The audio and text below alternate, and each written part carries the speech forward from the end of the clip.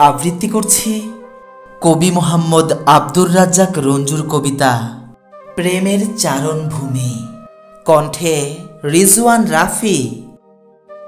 এই জীবনের চলতি পথে পেলাম তোমার দেখা, তোমার সাথে মিলন আমার ছিল ভাগ্যে লেখা।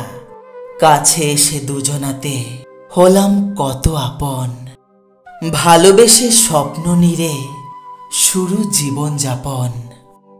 যখন আমার শূন্য জীবন মরুর মতো খাখা, ঠিক তখনই পেলাম পরশ তোমার আদর মাখা।